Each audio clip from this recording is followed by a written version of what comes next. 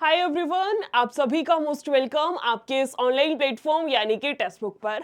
आप सभी को बताएं कि आपकी एक बहुत अच्छी खासी वैकेंसी जिसका नाम है एसएससी जीडी, जिसके लिए कि आप में से बहुत सारे स्टूडेंट्स प्रिपेयर कर रहे होंगे, लेकिन बहुत सारे स्टूडेंट्स के छोटे छोटे बहुत सारे डाउट्स भी रहे होंगे कि मैम क्या होता है जीडी, किस तरीके से हमारा एग्जाम पैटर्न क्या रहेगा, सिलेक्शन का प्रोसेस क्या रहेगा, क्या फिजिकल भी होगा, क्या हमारा इसमें मेडिकल टेस्ट भी होगा, या इसके अलावा सैलरी को लेकर के या एग्जाम पैटर्न को लेकर के आपके छोटे मोटे बहुत सारे डाउट्स रहे होंगे, जो कि मैंने सारे यहाँ पर लिख भी दिए हैं। यानी कि मैं कह सकती हूँ ये जो आपकी 15 से 20 मिनट की वीडियो रहने वाली है, इसमें हम डिटेल में देखेंगे कि आपका एसएससी जीडी होता क्या है और कैसे क्या कुछ इसमें आपका वर्क प्रोफाइल रहेगा, लगने के बाद क्या कुछ आपकी सैलरी रहने वाली है। जितने भी डाउट्स हैं, या मैं ये कहूँ कि ये वीडियो देखने के बाद एसएससी जीडी के रिगार्डिंग आपका एक सिंगल डाउट भी नहीं रहने वाला है। ठीक है, चलिए फिर शुरुआत करते हैं। सबसे पहला कि मैम एसएससी जीडी होता क्या है, एक बारी रीड करती हूँ, फिर आपको अपनी लैंग्वेज में मैं एक्सप्लेन करती हूँ। ठीक है, बोला गया है in the context of SSC GD exam paramilitary forces, एक second, paramilitary forces is the informal name for the central armed police forces of India. These forces are semi-militarized organizations tasked with maintaining internal security and guiding borders under the Ministry of Home Affairs. यानी कि आपका SSC GD होता क्या है, ध्यान से सुनिएगा। SSC GD, जिस भी स्टूडेंट का ये वाला एग्जाम क्लियर होता है, उन स्टूडेंट्स को जो हमारी पैरामिलिट्रिकल फोर्सेस होती हैं, या तो पैरामिलिट्रिकल फोर्सेस बोल सकते हैं, या फिर इसी को हम लोग सेंट्रल आर्म पुलिस फोर्स यानी कि CAPFS भी आपने कहीं पर देखा होगा। तो जितनी भी हमारी पैरामिलिट्रिकल फोर्सेस होती हैं, उन सभी के अंदर आपको एज अ कांस्टेबल की पोस्ट दी जाती है, जिस भी स्टूडेंट का एसएससी जीडी क्लियर होता है। समझ आया? मैम ये पैरामिलिट्रिकल फोर्सेस होती क्या है, थोड़ा सा नाम से भी आपको समझ में आया होगा, है ना। सेमी मिलिट्रिकल जो फोर्सेस होती हैं, प्रॉपर मिलिट्री एक होती है हमारी पुलिस फोर्स, उनके बीच में सेमी मिलिट्री जो फोर्सेस हम लोग बोल सकते हैं ना, CAPF central arm police forces, वो आपका रहने वाला है कि आपका पैरामिलिट्रिकल फोर्सेस इसको बोला जाता है। ठीक है, क्या क्या होती है पैरामिलिट्रिकल फोर्सेस, वो ध्यान से सुनिएगा। जिसमें आपका BSF होता है, बॉर्डर सिक्योरिटी फोर्स, जो आपके जो बांग्लादेश या पाकिस्तान बॉर्डर पे जो आपने आर्मी देखी है ना, वो BSF होती है। ठीक है, इसके अलावा आपका CISF central industrial security force, जो आपने देखा होगा एयरपोर्ट वगैरह पे चेकिंग होती है, या आपने देखा होगा मेट्रो पे, है ना, बहुत सारे स्टूडेंट्स मेट्रो वगैरह से आई होप गुजरे होंगे, है ना। तो मेट्रो में जब आप जाते हैं तो आपका पूरा स्क्रीनिंग का प्रोसेस नहीं होता, आपको चेक करते हैं, वो जितनी भी फोर्स वहां पे होती है वो सारी आपकी CISF होती है। उसके बाद आपका CRPF central reserve police force, ये आपकी एक तरीके से रिजर्व्ड फोर्स होती है जब रिक्वायरमेंट होती है, जैसे मान लो इलेक्शन है, वहां पे बहुत ज्यादा संख्या में मिलिट्री चाहिए, वहां पे इनको भेजा जाता है। मान लो कहीं पे दंगे हो गए, कोई बहुत ज्यादा मतलब एक तरीके से ना मतलब दंगे वगैरह हो गए, तो वहां पे इन सब फोर्सेस को भेजा जाता है, ये आपका CAPF कहलाता है, सॉरी CRPF कहलाता है। ITBP आपका जो तिब्बत बॉर्डर पे फोर्स होती है, जिसमें आपका चाइना बॉर्डर हो गया, है ना, ये सारा आपका कहलाता है इंडिया चाइना बॉर्डर, यहाँ पे आपका ITBP फोर्स होती है। SSB सीमा सुरक्षा बल, ये आपका होता है नेपाल और भूटान बॉर्डर पे। असम राइफल्स हो गया, NSG हो गया, ये सारी आपकी होती है पैरामिलिट्रिकल फोर्सेस। आपके जितने मार्क्स आते हैं, जितनी जो कट ऑफ जाती है उसके बिहाफ पे, इनमें से जो भी आपकी मार्क्स के अकॉर्डिंग या कहूं प्रेफरेंस के अकॉर्डिंग आपको मिलता है यहाँ पे कांस्टेबल का पद, जिस भी स्टूडेंट का एसएससी जीडी का एग्जाम क्लियर होता है। डन है, ये क्लियर हुआ कि एसएससी जीडी होता क्या है। अब थोड़ा सा और आगे चलते हैं। मैम काम क्या रहेगा, वर्क प्रोफाइल जो मैंने आपको अभी अभी समझाया, ऑब्वियस सी बात है मैम, मिलिट्रिकल फोर्सेस है, ड्यूटी करनी है, सिक्योरिटी मेंटेन करना है, और सारा जितना भी आपका दिया गया है, general duty constable maintain security and manage border activities, specific duties very by force. ये फोर्स टू फोर्स डिपेंड करते हैं, बट मेनली क्या है कि बॉर्डर पे सिक्योरिटी को मेंटेन करके रखना। डन है, समझ आया। अब आगे चलते हैं कि मैम ये तो समझ आ गया कि एसएससी जीडी होता क्या है, लेकिन इसके लिए अगर हमें फॉर्म फिल करना हो तो उसके लिए डेट क्या रहने वाली है, ध्यान से सुनिएगा जिस भी स्टूडेंट ने अभी तक फॉर्म फिल नहीं किया है। ऑनलाइन एप्लीकेशन आपकी 1 दिसंबर को स्टार्ट हुई थी, जो कि 31 दिसंबर आपकी लास्ट डेट है। आज आपकी 18 दिसंबर हुई है ना? आज 18 दिसंबर है। लास्ट जो डेट है इसकी वो रखी गई है बेटा 31 दिसंबर, यानी 1 दिसंबर से 31 दिसंबर, दिसंबर का पूरा महीना आपके पास में है फॉर्म फिलिंग के लिए। जितने भी स्टूडेंट्स ने अभी तक फॉर्म फिलिंग नहीं किया है, एज सुन एज पॉसिबल जाकर के फॉर्म फिल कर दीजिएगा। इसके अलावा है लास्ट डेट फी की आपकी 1 जनवरी रहेगी। करेक्शन विंडो आपकी 8 से 10 जनवरी ओपन होगी। एग्जाम आपका फरवरी से अप्रैल के बीच में आज शेड्यूल है, या बोल सकते हैं आपका एक्सपेक्टेड है। इसके बाद एप्लीकेशन फीस आपको पता है जनरल, ओबीसी या ईडब्ल्यूएस से है तो 100। अगर आप किसी भी कैटेगरी से फीमेल हैं, चाहे आप जनरल कैटेगरी से, किसी भी कैटेगरी से अगर आप फीमेल कैंडिडेट हैं, तो आपकी कोई भी फीस नहीं लगती एसएससी के किसी भी एग्जाम का फॉर्म भरते टाइम। एसएससी के अंडर ही आता है ना आपका जीडी, तो सेम प्रोसेस आपका जीडी पे भी लागू होगा, है ना? समझ रहे हो? जीडी पे भी कुछ नहीं रहेगी। एससी एसटी एक्स सर्विसमैन से अगर आप मेल हैं या फीमेल हैं, और वुमेन चाहे आप किसी भी कैटेगरी से हैं, तो कोई भी आपकी फॉर्म भरने की फीस नहीं लगती है। समझ में आई बात? अब बहुत सारे फीमेल कैंडिडेट्स बोलेंगे मैम हमारी तो लगती है। वो आप जब फॉर्म भरवाते हैं ना किसी भी साइबर कैफे वाले से, वो उसकी फीस होती है। जैसे उसने अपनी भाई 50 रुपए की रख रखी है, फॉर्म भरने की फीस है। समझ रहे हो? जैसे कोई मेल कैंडिडेट गया जनरल का, उसकी वो 150 रुपए फीस लेगा, 50 उसके भरने के नाम की, और 100 रुपए जो आपकी एग्जाम की फीस करती है, इसलिए वो आपसे पैसे लेते हैं। समझ रहे हो? ये सिर्फ एग्जाम की फीस है। जो मेल कैंडिडेट और ओबीसी ईडब्ल्यूएस से हैं, तो आपका 100 रुपया रहेगा। फीमेल कैंडिडेट या आप एससी एसटी या एक्स सर्विसमैन हैं, तो आपकी कोई भी उस केस में फीस नहीं रहती है।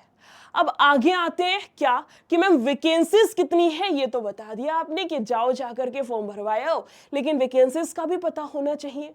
अगर मैं बात करूं टोटल वैकेंसीज, तो आपकी 25,487 है, जिसके अंदर की मेल कैंडिडेट के लिए 23,467 है, और फीमेल कैंडिडेट्स के लिए आपकी 2020 रखी गई है। डन है? अब ये जो टोटल वैकेंसीज है 25,487, इसको बांटा गया है फोर्स वाइज इस तरीके से। जैसे सीआईएसएफ में 14,595, सीआरपीएफ में आपका 5,490, एसएसबी में 1764 है, भाई असम राइफल में 1706 दे रखी है, आईटीबीपी में 1293, और बीएसएफ में 616। देख रहे हो बीएसएफ में, और एसएसएफ में तो भाई सिर्फ 23 वैकेंसीज हैं। सबसे कम इसमें है, और सबसे ज्यादा देखा जाए तो सीआईएसएफ में सबसे ज्यादा वैकेंसीज हैं। टोटल कितनी है? टोटल मैडम 25,487 है। क्लियर हुआ? एसएससी जीडी होता क्या है, काम क्या रहेगा, पैरामिलिट्रिकल फोर्सेस क्या होती हैं, उसके बाद मैम एग्जाम क्या, फॉर्म फिल करने की डेट क्या रहेगी, उसके बाद आपका टोटल वैकेंसीज कितनी है। यहां तक का सारा क्लियर है, तो थोड़ा सा और आगे चलते हैं कि मैम जिस एग्जाम के फॉर्म भरने के लिए आप हमें कह रहे हो कि लास्ट डेट आने से पहले भर देना, उसके लिए क्राइटेरिया क्या रहेगा, यानी उसके लिए आपकी देखो 2 ही चीजें होती हैं, एक एजुकेशनल क्वालिफिकेशन बोल लो, या क्राइटेरिया बोल लो, या फिर एज लिमिट, है ना? तो दोनों के बिहाफ पे बात करते हैं। अगर मैं एजुकेशनल क्वालिफिकेशंस की बात करूं, तो सिर्फ मैट्रिकुलेशन, अगर आप 10वीं पास हैं तो एसएससी जीडी के लिए, अगर आप 10वीं पास हैं तो एसएससी जीडी के लिए आप एलिजिबल हैं, एसएससी जीडी का फॉर्म आप भर सकते हैं। ये हो गया एजुकेशनल क्वालिफिकेशन। मैम एज की बात भी बता दीजिए, आयु सीमा कितनी होनी चाहिए, तो लिखना कि एज जो है आपकी 1 जनवरी 2026 के अनुसार आपकी जो आयु है वो 18 साल से 23 साल के बीच में आनी चाहिए। क्या बोला? 18 से 23 आपकी कितनी रहेगी? 18 से 23 साल एज लिमिट है। कब से काउंट होगी? 1 जनवरी 2026 से। यानी कि candidates must be born between 2003 and January 2008। समझ रहे हो? मैम इसमें रिलैक्सेशन वही जो आपका एसएससी का एक जनरल रिलैक्सेशन दिया गया है, जिसमें ओबीसी से है तो 3 साल, यानी कि आपकी लास्ट एज उसमें 26 साल हो जाएगी। अगर एससी एसटी से हैं तो आपका 5 साल का रिलैक्सेशन, यानी 23 में आप 5 जोड़ दो, उसमें लास्ट एज आपकी 28 हो जाएगी। बट जनरल वालों के लिए 18 से 23 साल है। समझ में आया? क्लियर है इतना? दो चीजें हैं, 10वीं पास होना चाहिए, दूसरा क्या है मैम एजुकेशनल, इसमें एज लिमिट आपकी 18 से 23 साल के बीच में होनी चाहिए। एज रिलैक्सेशन ओबीसी का 3 साल, एससी एसटी का 5 साल होता है, चाहे आप मेल कैंडिडेट हैं चाहे आप फीमेल कैंडिडेट हैं। डन है। आगे चलते कि मैम सिलेक्शन का प्रोसेस क्या रहने वाला है, किस किस तरीके से क्या कुछ इसमें रहेगा, फटाफट से नोट करना कितने प्रोसेस से होकर के आपको गुजरना पड़ेगा, है ना। सबसे पहले आपका कंप्यूटर बेस्ड एग्जामिनेशन रहेगा, सीबीटी कंप्यूटर बेस्ड टेस्ट आपका रहेगा, यानी कि जो मेन आपका पेपर होगा भाई उससे की बात कर रही हूँ, ठीक है। फिर आपका फिजिकल एफिशिएंसी टेस्ट जिसको पीईटी बोला जाता है, जिसमें कि आपका रनिंग है, कितनी रहेगी वो बाद में बात करेंगे। तीसरा है फिजिकल स्टैंडर्ड टेस्ट या इसको पीएमटी भी बोला जाता है, फिजिकल मेजरमेंट टेस्ट, जिसमें आपकी हाइट और चेस्ट मेजर की जाती है, गर्ल्स का वेट भी चेक हो जाता है, ठीक है। उसके बाद आपका मेडिकल एंड डॉक्यूमेंट वेरिफिकेशन, पहले डॉक्यूमेंट वेरिफिकेशन होता है फिर आपका मेडिकल होता है। तो बेसिकली आपके 5 स्टेप हैं। पहले पेपर, जिसका पेपर क्लियर होगा उसका फिजिकल, जिसका फिजिकल क्लियर होगा उसका डीवीपीएसटी, जिसका डीवीपीएसटी प्रॉपर होगा उसका मेडिकल, और आपका फिर फाइनल लिस्ट, देन आपका जो ऑफर लेटर है वो आपके हाथ में। ये आपका है सिलेक्शन प्रोसेस। अब बारी बारी एक एक स्टेज पे बात करते हैं कि मैम अगर सबसे पहली ही स्टेज देखी जाए, जो हमारा टेस्ट है उसमें कैसे क्या कुछ रहेगा, ध्यान से सुनिएगा। आपका जो टेस्ट रहेगा उसमें 4 सब्जेक्ट आपके आएंगे, जिसमें आपका रीजनिंग हो गया, जीके जीएस हो गया, मैथ्स हो गया, और इंग्लिश या हिंदी में से आपको एक सब्जेक्ट चूज करना पड़ेगा। अगर आपकी इंग्लिश अच्छी है तो आप इंग्लिश सेलेक्ट कर लेना, इंग्लिश के क्वेश्चंस आपके स्क्रीन पे दिख जाएंगे 20 क्वेश्चंस। अगर हिंदी अच्छी है तो हिंदी के 20 क्वेश्चन आपके पास आ जाएंगे। समझ रहे हो, जैसे भाई कोई मान लो यूपी साइड का बच्चा, उसकी हिंदी अच्छी है, भाई आप हिंदी को सिलेक्ट कर लेना। कोई बच्चा नॉर्थ ईस्ट का है, उसकी हिंदी इतनी स्ट्रॉन्ग नहीं, उसकी इंग्लिश अच्छी है, आप इंग्लिश को सिलेक्ट कर लेना। तो कैसे रहेगा, 4 सब्जेक्ट, ये 3 तो हर एक बच्चे के लिए सेम रहेंगे, इंग्लिश या हिंदी में से चॉइस है, जो आप सेलेक्ट करोगे लैंग्वेज उसके 20 क्वेश्चंस आपको देखने को मिलेंगे, ठीक है।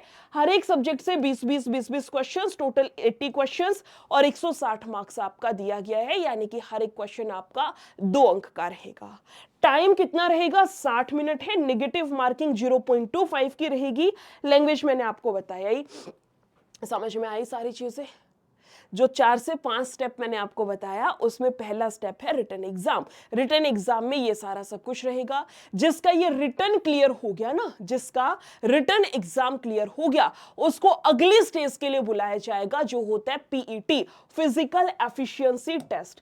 पीईटी फिजिकल एफिशिएंसी टेस्ट, जिसमें आपका मेल कैंडिडेट का अलग होता है और फीमेल कैंडिडेट्स का अलग होता है। कैसे होगा, अगर बात करूं मेल कैंडिडेट्स का, तो आपका 5 किलोमीटर 24 मिनट के अंदर अंदर आपको दौड़ना है। 5 किलोमीटर का डिस्टेंस 24 मिनट के अंदर अंदर आपको कवर करना है, आपको पूरा करना है मेल कैंडिडेट के लिए। और फीमेल के लिए क्या रहेगा, आपके लिए 1600 मीटर या कहूं 1.6 किलोमीटर 8.5 मिनट के अंदर अंदर आपको कवर करना है। अगर कर लिया तो आपका फिजिकल क्वालिफाई बोला जाएगा, ठीक है। आगे आते हैं लद्दाख रीजन के लिए, मेल कैंडिडेट्स का ये रहेगा 1.6 किलोमीटर 7 मिनट में, और फीमेल का रहेगा 800 मीटर इन 5 मिनट्स। बेसिकली ये है जनरल का, ये देख लीजिएगा, समझ आया। दूसरा स्टेप क्या, दूसरा ये हो गया। तीसरा स्टेप क्या रहेगा आपका, पीएमटी या पीएसटी भी इसको बोलते हैं, फिजिकल स्टैंडर्ड टेस्ट, जिसमें कि आपकी हाइट और चेस्ट मेजर होती है। एक बात नोट करना, गर्ल्स जो कैंडिडेट होती है या कहूं फीमेल जो कैंडिडेट्स होती हैं, उनकी चेस्ट मेजर नहीं होती है, उनकी सिर्फ हाइट मेजर होती है और वेट मेजर होता है। और जो मेल कैंडिडेट्स होते हैं उनकी हाइट और चेस्ट मेजर होती है, उनका वेट मेजर नहीं होता है। सिर्फ एसएससी जीडी की नहीं कह रही, हर एक एग्जाम में आपका सेम प्रोसेस रहता है, ठीक है। चलिए, अगर बात की जाए मेल कैंडिडेट्स की, अगर आप जनरल ओबीसी एससी से हैं तो 170 सेंटीमीटर आपकी हाइट होनी चाहिए, और फीमेल की 157 सेंटीमीटर हाइट होनी चाहिए। ये मिनिमम, कम से कम इतनी होनी चाहिए, इससे ज्यादा होती है तो चल जाती है, कोई दिक्कत नहीं आती है। आगे चलते हैं मैम, अगर शेड्यूल्ड ट्राइब यानी एसटी से हैं तो हाइट 162.5 और फीमेल की 150 सेंटीमीटर। हिल एरिया से अगर आप बिलोंग करते हैं तो 165 सेंटीमीटर मेल की और 155 सेंटीमीटर फीमेल कैंडिडेट्स की हाइट होनी चाहिए। अगर चेस्ट की बात की जाती है तो जनरल ओबीसी से जो भी है, जनरल ओबीसी वालों की 80 सेंटीमीटर चेस्ट ना दो तरीके से मेजर होती है, पहले नॉर्मल मेजर करते हैं, फिर फुलाने के बाद आपकी अलग से मेजर होती है। तो बगैर फुलाए हुए 80 सेंटीमीटर, फुलाने के बाद 85 सेंटीमीटर। अगर बात करूं एसटी से तो बगैर फुलाए हुए 76, फुलाने के बाद आपका 85 सेंटीमीटर यानी +5 सेंटीमीटर आपका होना चाहिए। अगर बात करूं हील एरिया की तो मैडम 78 और फुलाने के बाद आपका 83। समझ आया तीसरा प्रोसेस। उसके बाद तो आपका मेडिकल रहने वाले है ना, पीएमटी और आपका डीवी एक दिन होता है, उसके बाद आपका ये रहेगा। इसमें आपका ये बिल्कुल लास्ट स्टेज होता है, आईसाइट चेक होती है, हेल्थ हो गया, इस तरीके से बहुत सारी चीजें आपकी, दांत वात चेक होते हैं, कान चेक होते हैं, नोकनी चेक होते हैं। ये आपकी मैं एक अलग से वीडियो बना दूंगी मेडिकल के रिगार्डिंग, ठीक है। आगे आते हैं मैम सैलरी स्ट्रक्चर क्या रहने वाला है, क्योंकि ऑब्वियस सी बात है जिसके लिए हम इतनी रामकथा सुन रहे हैं, जिसके लिए इतनी मेहनत करेंगे रिटर्न में, फिजिकल में, पीएमटी में, हर चीज में, उसके लिए हमें ये तो पता होना चाहिए कि इतनी मेहनत के बाद जिस मंजिल पर पहुंचने वाले हैं उस पर हमारा फीस स्ट्रक्चर यानी सैलरी स्ट्रक्चर क्या रहेगा। सुनिएगा, कह रहा है दैट पोस्ट फॉल्स अंडर पे लेवल 3 फॉर द 7th पे कमीशन। ये जो फीस स्ट्रक्चर है ये आपका 7th पे कमीशन के अकॉर्डिंग है। आपको पता है 8th पे कमीशन आपका बहुत जल्दी लागू होने वाला है ना। फिलहाल इसके अकॉर्डिंग समझते हैं। बेसिक पे 21,700 से आपका 69,100 दे रखा है। ग्रोस सैलरी आपकी 35,000 से 45,000 पर मंथ रहेगी, depending on the posting location XYZ। आपका सिटी होती है कि आपकी एक सिटी में पोस्टिंग है, वाई में या जेड में होती है, ये डिपेंड करता है। जैसे आप मान के चल लो फॉर एग्जांपल आप दिल्ली में पोस्टिंग आपकी आ गई है, ठीक है। अब दिल्ली में आप घर खरीदोगे रहने के लिए, HRA हाउस रेंट अलाउंस, आप दिल्ली में जब घर खरीद रहे हो आपको आराम से 8-10 हजार का मिलेगा, ठीक है। वहीं पे आप कोई दूसरी सिटी ले लीजिए, कोई लोकल एरिया, फॉर एग्जांपल आपका मान के चलो लद्दाख साइड कहीं पे आ गया, वहां पे आपको 4-5 हजार में घर मिल जाएगा, है ना। तो जो आपकी सिटी आपको लोकेट हुई है, जहां पे आपकी पोस्टिंग आई है, उसके अकॉर्डिंग आपकी सैलरी बनती है। सैलरी बनती है इन द सेंस आपका HRA, या आपने सुना नहीं यार बड़े शहरों में ज्यादा खर्चा होता है, तो वही बात है ये सीधी सी।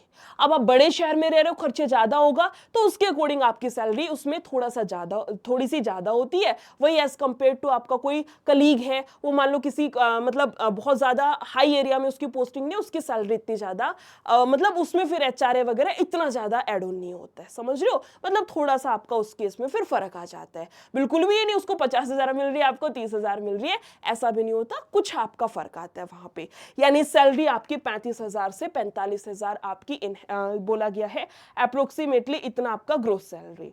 नेट इन हैंड आपका 30,000 से 37,000 आफ्टर स्टैंडर्ड डिडक्शन यानी कि कटने के बाद आपकी सैलरी ये रहेगी। अलाउंस में आपका क्या क्या रह गया, DA हो गया, हाउस रेंट अलाउंस हो गया, ट्रांसपोर्ट का हो गया, मेडिकल फैसिलिटीज हो गया, ये सारा सब कुछ इसमें आपका एड ऑन होता है। समझ आई सारी चीजें, क्या SSC GD है, क्यों इसके पीछे इतनी संख्या में फॉर्म भरे जा रहे हैं, इसमें कितना कंपटीशन है, कितनी स्ट्रेंथ होगी, ये सारा सब कुछ था आपका। तैयारी कैसे करनी है, क्या कुछ है, हाँ एक एक्स्ट्रा एड ऑन भी है, NCC सर्टिफिकेट के मार्क्स आपका इस तरीके से एड ऑन होते हैं। अगर किसी के पास सर्टिफिकेट है तो फॉर्म फिल करते टाइम लगा दीजिएगा, सो दैट इस तरीके से आपका एड ऑन उसमें हो जाए। अब मैं बोल रही थी तैयारी किस तरीके से की जाए। देखो तैयारी करने की जो बेस्ट स्ट्रेटेजी होती है ना, लिटरली बेस्ट स्ट्रेटेजी वो ये होती है कि पहले अपना 1.5-2-2.5 महीना लगा के सारा बेसिक से सिलेबस कवर कर लो। उसके बाद प्रैक्टिस करिए, मॉक लगाइए, मॉक में जो क्वेश्चंस आपके गलत हो रहे हैं ना उनका रिवीजन करना है। ये 3 चीजें लास्ट में छोड़ दो, टिल योर एग्जाम, जब तक पेपर नहीं होता तब तक ये 3 चीजें करनी है।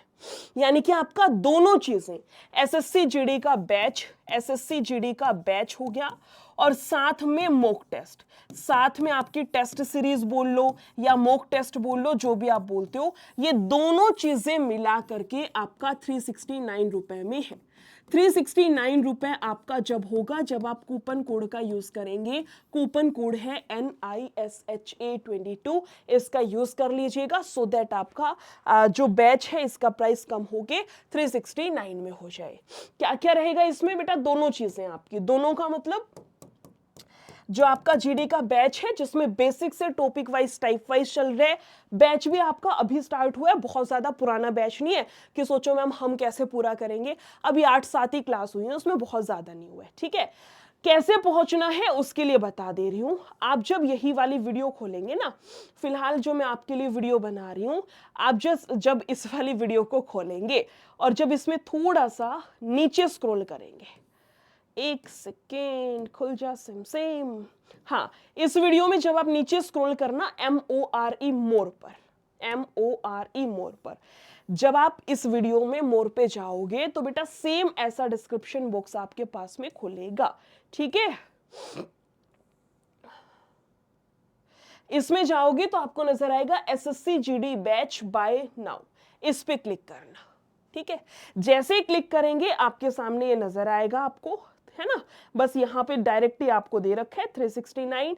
अदरवाइज आप अप्लाई कूपन में जाना, नीचे अप्लाई कूपन का ऑप्शन आ जाएगा, ये वाला लिंक है तो डायरेक्टली पहुंच जाओगे, अदरवाइज अप्लाई कूपन पे जाना निशा 22 और फिर इस पे अप्लाई नाउ या पे नाउ पे क्लिक कर दीजिएगा। SSC GD का बैच प्लस मॉक टेस्ट दोनों चीजें आपको मिल जाएंगी, ठीक है।